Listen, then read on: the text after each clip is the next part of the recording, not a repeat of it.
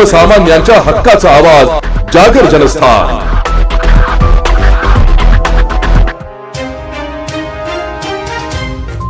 दिंडोरी तालुक्यातील दहेगाव परंपरा, संस्कृती आणि भक्तीचा संगम जेव्हा होतो, जेव्हा एक आगळा उत्सव साकार होतो।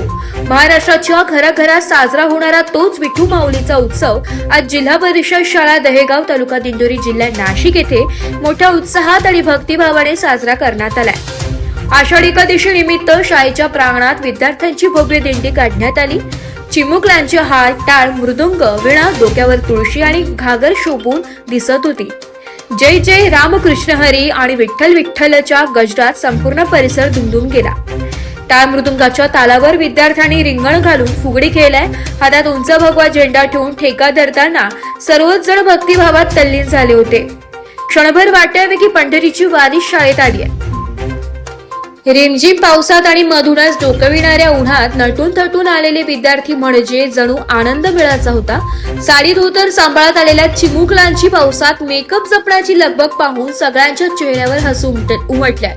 गावातून निघालेल्या प्रभात फेरीने संपूर्ण दहेगावाला पंढरीची अनुभूती दिली आहे। त्यानंतर दहेगाव येथील विठ्ठल रुक्मिणी मंदिराच्या सभा मंडपात भजनांच्या तालावर विद्यार्थी भारावले। शाळेच्या प्रशस्त अंगणात भक्तिगीतांवर फुगडी आणि रिंगणाचा आनंद घेऊन या सुंदर सोहळ्याचा समारोप झाला।